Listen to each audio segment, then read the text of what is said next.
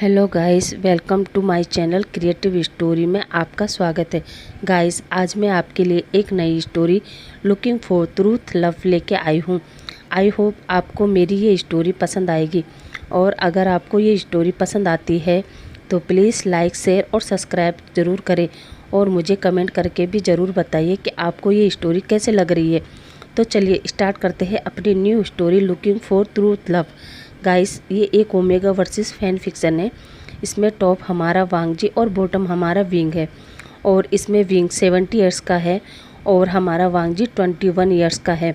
और इसमें हम 3 कपल को देखेंगे, जो है हमारा सीचेन और जियानचेन, और हमारा शुयान और न्यूसेन, और सोंगलेन और कुआन। बाकी कैरेक्टर को मैं आगे इंट्रोड्यूस करवाती रहूँगी। ओके, ठीक है, तो स्टार्ट करते हैं।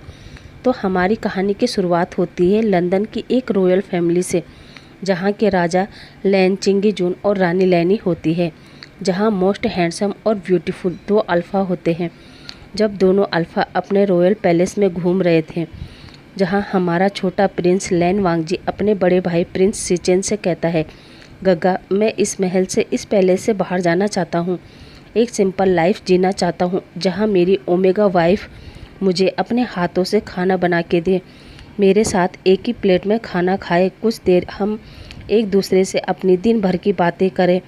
मैं उसके साथ एक नॉर्मल ज़िंदगी जीना चाहता हूँ। वांगजी की बात सुनकर सीचेन हंसता है और कहता है, वांगजी, जैसे ओमेगा की तुम इच्छा जता रहे हो, वैसी ओमेगा मिलना मुश्किल है। वांगजी हंसते हुए कहता है, जी गगा, ऐसी ओमेगा मिलना मुश्किल है, लेकिन मैं फिर भी कोशिश ज़रूर करूँगा। एक बार मैं इस रॉयल पैलेस से बाहर निकलकर एक सिंपल लाइफ ज़रूर जीना चाहता हूँ। सीचेन कहता है, ठीक है वांगजी, चलो हम डैड से बात करते हैं। वांगजी कहता है, चलिए गगा। अब वांगजी अपने डैड को ग्रीट करता है और अपने डैड से कहता है, डैड, हम दोनों कुछ दिन इस पैलेस से दूर जाकर एक साधारण सी लाइफ जीना चाहते हैं। हम भी नॉर्मल इंसानों की तरह रहने का अनुभव करना चाहते हैं। हम किसी को भी बिना अपनी पहचान बताए एक साधारण सी लाइफ को एंजॉय करना चाहते हैं। ईबो के डैड कहते हैं, वांगजी के डैड कहते हैं, ठीक है, बताओ तुम कहाँ जाना चाहते हो और क्या करना चाहते हो। सीचेन कहता है, डैड, आपको सही लगे तो क्या हम अंकल कुरेन के पास चले जाएं, क्योंकि वो भी इस महल को छोड़कर अपनी वाइफ और बेटे के साथ एक साधारण लाइफ जी रहे हैं। चिंगीजिन सोचता है और कहता है, ठीक है, पहले मैं पता करवाता हूँ कि वो इस समय किस कंट्री में है और क्या कर रहा है, और फिर उसको खबर भेज दूंगा। सीचेन कहता है, जी डैड। अब वो वहाँ से अपने अपने रूम में चले जाते हैं। अब हम एक हफ्ते बाद देखते हैं, चिंगीजुन सीचेन और वांगजी को बुलाते हैं और उन्हें बताते हैं कि तुम्हारे अंकल कुरेन इस समय चाइना में है और वो वहाँ का एक रिच पर्सन है। मैंने खबर भिजवा दी है, तुम लोगों का जब भी मन करे तुम चले जाना। वांगजी की मोम लैनी कहती है, सीचेन, वांगजी, अगर तुम लोगों को कोई भी परेशानी हो तो प्लीज़ मुझे बता देना। इस पर वांगजी उन्हें बहुत ही कोल्ड फेस के साथ देखता है और उन्हें बिना कुछ कहे वहाँ से चला जाता है।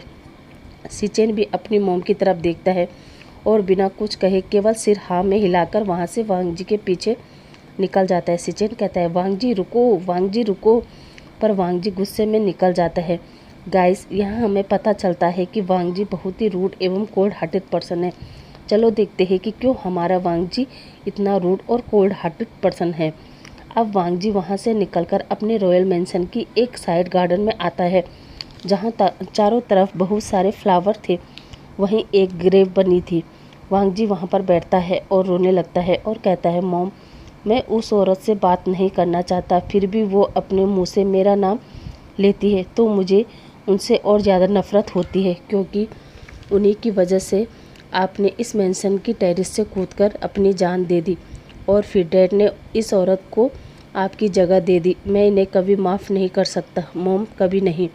और मॉम, आपको पता है, डैड ने मुझे यहाँ से जाने की इजाज़त दे दी और अब मैं कभी भी इस मैंशन में लौटकर नहीं आऊँगा, कभी नहीं। ये बातें सीचेन सुन लेता है और कहता है, क्या वांगजी, तुम क्या कह रहे हो। वांगजी कहता है, जी गगा, आपने सही सुना, मैं भी अंकल की तरह इस मैंशन को हमेशा के लिए छोड़कर जा रहा हूँ। मगर गगा, आप प्लीज़ इस बारे में किसी को भी नहीं बताना, प्लीज़ गगा, प्लीज़। सीचेन कहता है, पर वांगजी कहता है, प्लीज़ गगा, परवर कुछ नहीं। अब अगले मॉर्निंग सीचेन और वांगजी चाइना के लिए निकल जाते हैं। वांगजी मैंशन के सारे गार्डों से कहता है, कोई भी हमारे साथ एयरपोर्ट नहीं चलेगा। चिंगीजुन कहते हैं, बेटा फ्लाइट से क्यों जा रहे हो? तुम अपने जेट या फिर हेलीकॉप्टर से जा सकते हो।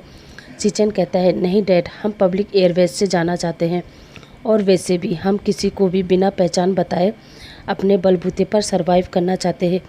चिंगीजुन कहता है, ठीक है बेटा, जैसी तुम्हारी मर्जी। और अब कुछ ही देर में वांग जी और सिचन फ्लैट में बैठते हैं और करीब 2-3 घंटों का सफ़र करने के बाद वो बीजिंग के एयरपोर्ट के बाहर खड़े थे, जहाँ कुछ ही देर में अंकल कुरेन आते हैं और अपने दोनों नेफ्यू को देखकर उन्हें हक करता है और फिर उन्हें अपने एक छोटे से अपार्टमेंट में ले जाता है। सिचन और वांग जी उस अपार्टमेंट को देखते हैं तो वो शौक हो जाते हैं और सोचते हैं, क्या अंकल इतने छोटे अपार्टमेंट में अपनी फैमिली के साथ रहते हैं? अब कुरेन अपने बटलर हान को बुलाता है और चाय कॉफ़ी मंगवाता है। हान चाय कॉफ़ी लेकर आता है और फिर डिनर की तैयारी करने को कह देता है। वांग जी, जो कब से अंकल के उस अपार्टमेंट को देख रहा था, वांग जी अपनी डार्क वॉइस में पूछ ही लेता है, अंकल घर में कोई और क्यों नहीं है? आंटी कहाँ है? इतना सुनकर कुरेन कहता है, बेटा वो अब इस दुनिया में नहीं है। सिचन कहता है, क्या? ये सब कब और कैसे हुआ?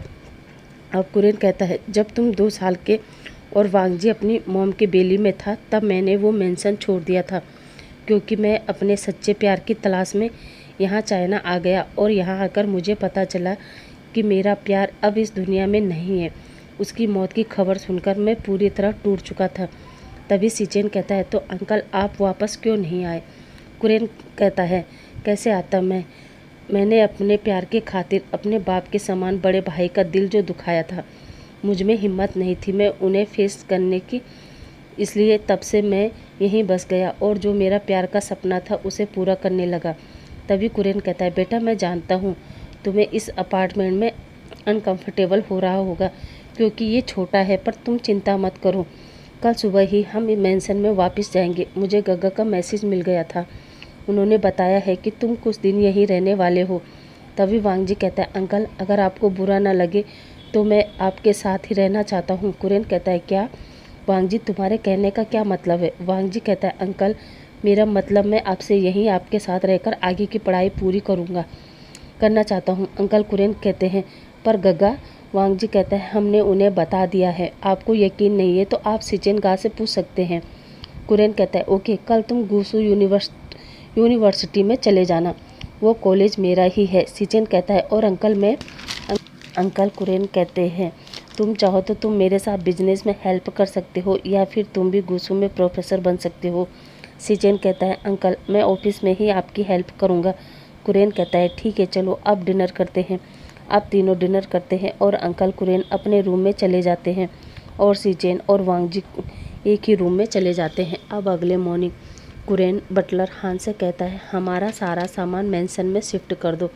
वांग जी कहता है, अंकल आपको बुरा ना लगे तो क्या मैं कभी कभी इस अपार्टमेंट में आ सकता हूँ? कुरेन कहता है, बिल्कुल वांग जी, आज से ये अपार्टमेंट तुम्हारा है। और फिर वो ब्रेकफास्ट करता है और कॉलेज को निकल जाता है। इधर कुरेन और सिचेन ऑफिस निकल जाते हैं। इधर जब वांग जी कॉलेज पहुंचता है तो देखता है कि गेट पर 3 स्टूडेंट एक बच्चे की रैगिंग कर रहे थे और वो कोई और नहीं बल्कि जॉन, वेनिंग और वेंचाओ थे, जो एक नया स्टूडेंट सोंगलेन की रैगिंग कर रहा था। वेंचाओ उसे अपने कपड़े रिमूव करने को कह रहा था। ये चीज़ जब वांग जी देखता है तो वो वेंचाओ के पास जाता है और सोंगलेन को उठाकर कहता है, तुम्हें ऐसा वैसा कुछ भी करने की ज़रूरत नहीं है। वेंचाओ जब ये देखता है तो वांग जी से कहता है, हे यू, तुम कौन हो और तुम इसे ये सब करने से क्यों मना कर रहे हो? तभी वो कहता है, ओह, तो क्या तुम इसकी जगह अपने कपड़े रिमूव करोगे? वांग जी कुछ नहीं कहता, वो जाने लगता है। तभी वेंचाओ उसके शोल्डर पर हाथ रखता है और वांग जी को रोकता है। वांग जी तुरंत उसका हाथ पकड़कर उसकी बैग की तरफ मोड़ देता है और अपनी डार्क वॉइस में कहता है, आज के बाद किसी को भी हाथ लगाया तो मैं तुम्हारा हाथ तोड़कर तुम्हारे गले में लटका दूंगा, इसलिए आज के बाद किसी को भी बुली मत करना, समझे? और वेंचाओ का हाथ छोड़कर जाने लगता है। तभी पीछे से बेनिंग आता है और कहता है, गग्गा आप ठीक है ना? आपको चोट तो नहीं लगी? वेंचाओ गुस्से में कहता है, मैं ठीक हूँ, और अपने मन में कहता है, मैं तुम्हें नहीं छोड़ूंगा, तुम्हें नहीं पता कि तुमने किससे पंगा ले लिया। इधर सोंगलेन वांग जी से कहता है, थैंक यू मुझे बचाने के लिए, और अपना हाथ आगे बढ़ाकर कहता है, हेलो मेरा नाम सोंगलेन है और तुम्हारा नाम? वांग जी भी अपना हाथ आगे बढ़ाता है और कहता है, मेरा नाम वांग जी है। सोंगलेन कहता है क्या तुम मुझसे दोस्ती करोगे? वांग जी कहता है ओके, और अब वो अंदर चले जाते हैं। जब सोंगलेन अंदर आता है तब उसके पास एक पर्सन दौड़कर आता है और वो सोंगलेन को हक करता है और कहता है सोंगलेन तुम ठीक हो, तुम्हें कुछ हुआ तो नहीं? सोंगलेन कहता है नहीं, मुझे कुछ नहीं हुआ। वो पर्सन कहता है मैं उस बेंचाओ को नहीं छोड़ूंगा, उसकी हिम्मत कैसे हुई मेरे सोंगलेन को हट करने की? सोंगलेन कहता है कुआन मैं ठीक हूँ, तुम परेशान मत हो, मुझे वांग जी ने बचा लिया। अब वांग जी सोंगलेन की तरफ देखता है। सोंगलेन कहता है वांग जी ये कुआन है मेरा पार्टनर। वांग जी शौक होता है और कहता है क्या पार्टनर? सोंगलेन कहता है हाँ वांग जी, मैं एक ओमेगा बॉय हूँ और कुआन मेरा अल्फ़ा।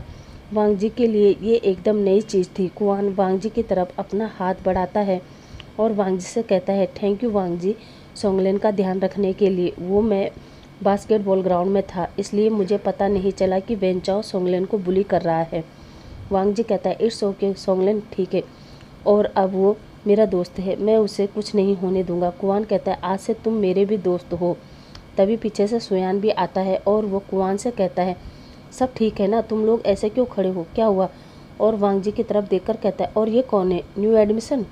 सोंगलेन कहता है हाँ सुयान, ये वांग जी है और ये हमारा फ्रेंड है। सुयान कहता है ओह अच्छा, तो आज के बाद हमारे टीम में एक न्यू मेंबर शामिल हो गया है। अब वांग जी और सुयान एक ही डेस्क पर बैठ जाते हैं और सोंगलेन और कुआन उसके पीछे वाली डेस्क पर। सुयान कहता है वांग जी मैंने आज से पहले तुम्हें इस सिटी में नहीं देखा। वांग जी कहता है हाँ मैं अभी अभी आया हूँ। सुयान कहता है कहाँ से, संघाई से या फिर थाईलैंड से? वांग जी कहता है लंदन से। सुयान कहता है क्या लंदन से? वांग जी कहता है हाँ, यहाँ मैं अपने अंकल के साथ रहने आया हूँ। सुयान कहता है ओह अच्छा, वैसे लोग यहाँ से बाहर जाते हैं मगर मैंने पहला पर्सन देखा है जो बाहर से यहाँ आया है। वैसे हमारा चाइना बुरा तो नहीं है पर बाहर चाइना से भी अच्छा है।